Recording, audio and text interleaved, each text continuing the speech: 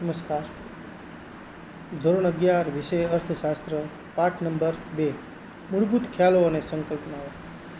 આજનો lecture number 3, જેમાં ઉત્પાદનના 4 સાધનોનો પરિચય આપણે કેળવવાનો છે. જમીન, જેને ભૂમિ પણ કહેવાય છે.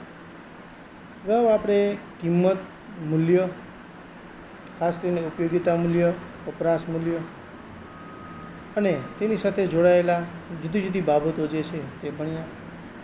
લાસ્ટમાં આપણે સંપત્તિ અને કલ્યાણ, વેલ્થ એન્ડ વેલફેર વિશે ભણ્યા. આજે આપણે ઉત્પાદનના 4 સાધનો, જેને જમીન, મૂડી, શ્રમ અને નિયોજક ગણવામાં આવે છે. ધોરણ 10માં પણ તમે ભણ્યા. સામાન્ય વ્યવહારમાં જમીન એટલે પૃથ્વીની ઉપરની સપાટી, જેના પર માણસ વસવાટ કરે છે. પણ અર્થશાસ્ત્રમાં જમીનનો વિસ્તૃત અર્થ છે. પ્રોફેસર માર્શલના મતે મનુષ્યને ઉત્પાદનમાં મદદરૂપ થતા કુદરતી પરિબળો જમીન છે. એટલે કે હવા, પાણી, સૂર્યપ્રકાશ, આબોહવાનો સમૂહ એટલે જમીન. ઉત્પાદનમાં મદદરૂપ ખનિજ, ખાણ, પર્વત, નદી, ગરમી તમામને જમીન ગણીએ તો જમીનના મહત્ત્વના લક્ષણો નીચે મુજબ છે. જમીન કુદરતે બક્ષેલું છે, માનવ સર્જિત નથી. જમીનનો કુલ પુરવઠો સ્થિર છે. જમીન ભૌગોલિક રીતે અગતિશીલ છે, એટલે કે એક સ્થળેથી બીજા સ્થળે તમે એને લઈ નથી જઈ શકતા. તેની ફળદ્રુપતા જુદી જુદી હોય છે.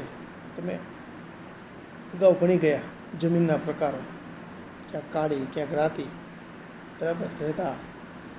ભૂમિને મળતા વળતરને ભાડું કહેવાય છે.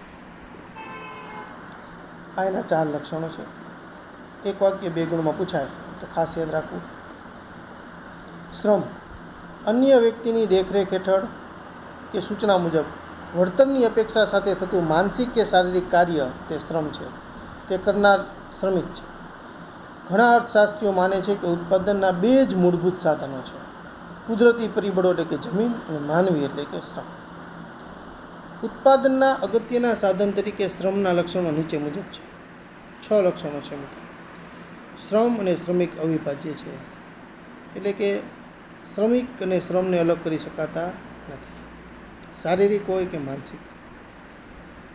શ્રમ નાશવંત છે. આજનું કામ આપણે આજે કરી શકીએ. આજે જો એ કામ આપણે મુલતવી રાખીએ તો આવતીકાલે ડબલ ક્ષમતાથી ન કરી શકીએ. શારીરિક ક્ષમતા નાશ પામે છે, અથવા તો એ ક્ષમતાને તમે ડબલ નથી કરી શકતા, સંગ્રહ થઈ શકતો નથી. સામાજિક માનસિક કારણો ગતિશીલતાને અસર કરે છે. દરેક શ્રમિકની કાર્યક્ષમતા જુદી હોઈ શકે છે. આપણે જોઈએ છીએ, કોઈ મજૂર કામ કરતો હોય, એની સાથેનો મજૂર છે એનાથી ઓછું વધુ કામ કરતો હોય. કોઈ માનસિક કામ કરે છે, કોઈ શારીરિક કામ કરે છે. તો દરેક શ્રમિકની કાર્યક્ષમતા અલગ અલગ હોય છે, આવડત અલગ અલગ હોય છે, કામ કરવાની રીત અલગ હોય છે. શ્રમના પુરવઠાનો આધાર વસ્તી પર છે. જે દેશની વસ્તી જેટલી છે, બીજું એ વસ્તી પણ કેવી છે કામ કરવા માટે, એ પણ બાબત મહત્ત્વની છે. અને છેલ્લું છે શ્રમને ચૂકવાતા વળતરને વેતન, જેને આપણે પગાર, દાડી, જુદા જુદા શબ્દો તરીકે ઓળખીએ, પણ અર્થશાસ્ત્રમાં તેને વેતન તરીકે ઓળખવાનું છે. ત્યારબાદ મૂડી. આધુનિક ઉત્પાદન પ્રક્રિયામાં અગત્યનું ગણાતું સાધન મૂડી છે. આપણે નામના મૂળતત્વમાં મૂડી વિશે ભણ્યા કે ધંધા માટે મહત્ત્વનું પરિબળ છે મૂડી. જેમ શરીર માટે લોહી છે તેમ શ્રમ અને જમીન એ કુદરતનું સર્જન છે, જ્યારે મૂડી માનવ સર્જિત ઉત્પાદનનું સાધન છે. મૂડી એટલે એવી ભૌતિક વસ્તુઓ કે જે ઉત્પાદનમાં મદદરૂપ થાય છે. મૂડીને ઉત્પાદનનું ઉત્પાદિત સાધન માનવામાં આવે છે, કારણ કે તે મૂડી એ એવી ભૌતિક વસ્તુ છે જેનું ઉત્પાદન થયું છે અને હવે તે ઉત્પાદનમાં મદદ કરે છે. જેમ કે ટ્રેક્ટરનું ઉત્પાદન થયું છે, પણ હવે તે ખેતીના ઉત્પાદનમાં કામ કરે છે. મૂડી અને સંપત્તિ વચ્ચે પણ તફાવત છે, કારણ કે સંપત્તિ પણ ભૌતિક હોય છે, પણ બધી સંપત્તિ ઉત્પાદન પ્રક્રિયામાં સામેલ કરી શકાતી નથી. મૂડીના લક્ષણો: માનવ સર્જિત સાધન છે, સૌથી ગતિશીલ ઉત્પાદનનું સાધન છે, અછત ધરાવતું સાધન છે, અને મૂડીનું વળતર એટલે વ્યાજ. છેલ્લે આ બધાને એકસાથે લઈને આવનાર એટલે કે નિયોજક. ઉત્પાદનના સાધનોનું સંયોજન કરનાર નિયોજક છે. જો કે વ્યવસ્થાપક અને નિયોજક વચ્ચે તફાવત છે. વ્યવસ્થાપક, મેનેજર જેને કહીએ ઇંગ્લિશમાં, વેતન પ્રાપ્ત કરનાર કર્મચારી છે, જે સાધનની વ્યવસ્થા કરે છે. નિયોજક સ્વતંત્રપણે જોખમ ઉઠાવે છે, તેનું વળતર નિશ્ચિત નથી. જેને એન્ટરપ્રેન્યોર આપણે કહેવાય ને, સાહસિક ઉદ્યમી, જમીન, મૂડી, શ્રમના સંયોજન દ્વારા ઉત્પાદન પ્રક્રિયા યોજી તે આવક મેળવવા પ્રયત્ન કરે છે, પણ વળતર નિશ્ચિત હોતું નથી. નિયોજક ઉત્પાદનના ત્રણેય સાધનોને નિશ્ચિત વળતર આપે છે અને તેનું જ વળતર નિશ્ચિત નથી. નિયોજકના લક્ષણો જોઈએ તો તે આર્થિક નિર્ણયો કરે છે, જોખમ ઉઠાવે છે, રિસ્ક. નિયોજન શક્તિ એ ગુણ છે, તેને મળતા વળતરને નફો કહે છે. વ્યાપાર ચક્ર આપણા પાઠ નંબર 2 નો લાસ્ટ ટોપિક છે, તમારા માટે મહત્વનો. માનવ જીવનની જેમ અર્થતંત્રમાં પણ ચક્રાકાર પરિવર્તનો આવ્યા કરે છે. અર્થતંત્રમાં આવતી અસમતુલાઓ, ઉથલપાથલો, પરિવર્તનો નીચે પ્રમાણે 4 પ્રકારે છે. આકસ્મિક આર્થિક પરિવર્તનો, મોસમી, દીર્ઘકાલીન એટલે કે લાંબા ગાળા માટે, ચક્રવત આર્થિક પરિવર્તન. તો આકસ્મિક આર્થિક પરિવર્તન કોને કહેવાય? અર્થતંત્રમાં અકસ્માતે જ અણધાર્યા પરિવર્તનો આવી શકે છે. દાખલા તરીકે વાવાઝોડું આવવું, અત્યંત વરસાદ અને પૂર આવવું, દુષ્કાળ. આમ આવા આકસ્મિક પરિબળો અર્થતંત્રમાં મોટી ઉથલપાથલ કે લાંબા ગાળાની અસરો સર્જે છે. આર્થિક પરિવર્તનો, આકસ્મિક પરિવર્તનો જે છે ઘણી વખત અર્થતંત્રના કોઈ એક ભાગ કે પ્રદેશ પૂરતા મર્યાદિત હોઈ શકે, જેમ કે ખેતી, ઉદ્યોગ ક્ષેત્ર. મોસમી આર્થિક પરિવર્તનો બીજો ટોપિક. અર્થતંત્રમાં ઋતુ આધારિત પરિવર્તનો પણ આવે છે. શિયાળામાં, ઉનાળામાં, ચોમાસામાં બજારમાં જુદી જુદી માંગ સર્જાતી હોય છે ઋતુ પ્રમાણે, જેને ઋતુગત પણ કહી શકાય. અને તે મુજબ ઉત્પાદન રોજગારીમાં પણ પરિવર્તનો આવે છે. જેમ કે દર વર્ષે મોસમી પરિવર્તનોનું એક ચક્ર ચાલ્યા કરે છે અને તેમાં સમયાંતરે પરિવર્તનો આવે છે. ખેતી હોય, વેપાર હોય, આ દરેકમાં આ પરિબળના આધારે જ ફેરફારો થાય છે. દીર્ઘકાલીન અર્થતંત્રમાં કોઈ ચોક્કસ દિશામાં લાંબા સમય સુધી પરિવર્તનોની પ્રક્રિયા ચાલે તેને દીર્ઘકાલીન આર્થિક પરિવર્તન કહેવાય.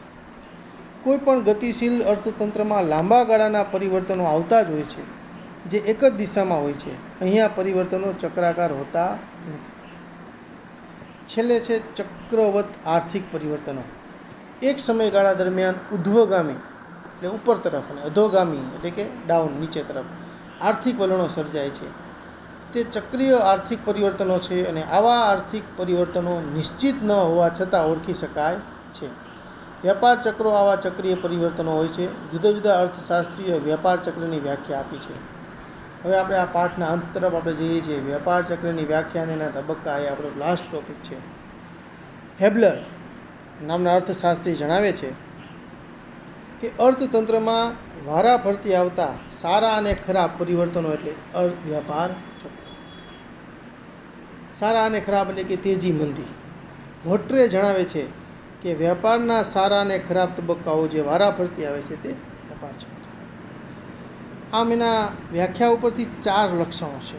પહેલું, અર્થતંત્રમાં આર્થિક ઉથલપાથલ થાય છે. અર્થતંત્રમાં સારા અને ખરાબ એવા 2 વ્યાપારના તબક્કા જોવા મળે છે. મૂળભૂત રીતે અર્થતંત્રમાં વ્યાપારને પરિણામે ઉદ્ભવતી માંગમાં પરિવર્તનો થાય છે અને વ્યાપાર ચક્રીય ઉથલપાથલ સરખા સમયાંતરે ઉદ્ભવતી નથી. સ્ટેજીસ ઓફ ટ્રેડ સાયકલ વ્યાપાર ચક્રના તબક્કા. તેજી, ઓટ, મંદી, સુધારણા.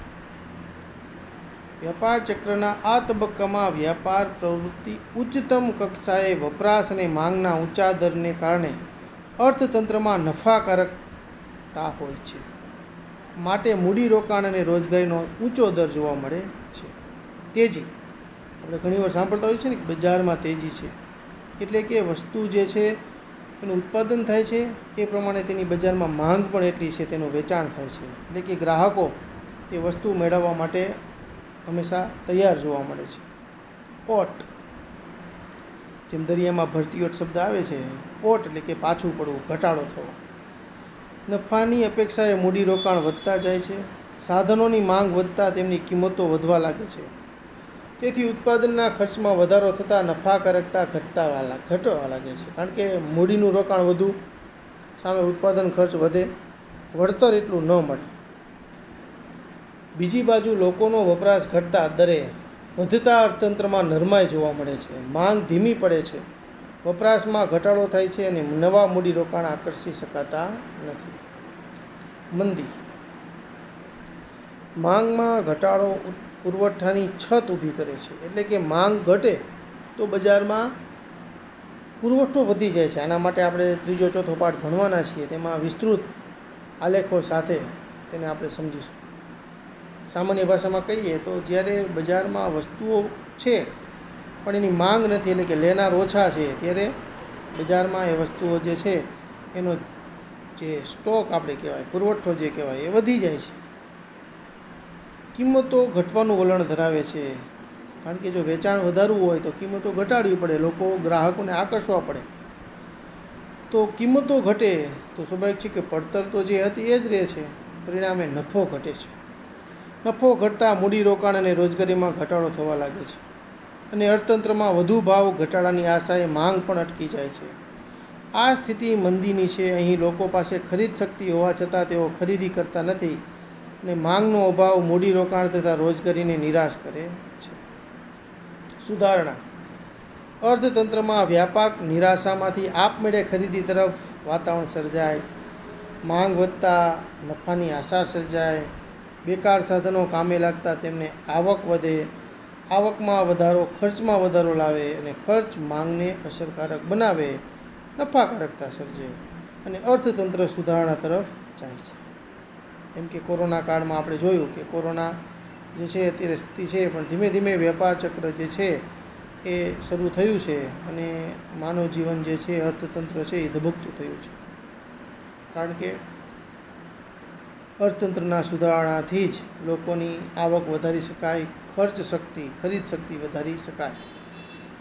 આમ અર્થતંત્રમાં આવતા ચક્રાકાર પરિવર્તનો વ્યાપાર ચક્રો છે. યાદ રહે કે આવા પરિવર્તનો માંગ પુરવઠા આધારિત બજાર વ્યવસ્થામાં, એટલે કે મૂડીવાદ, વધારે અસરકારક રીતે જોવા મળે છે.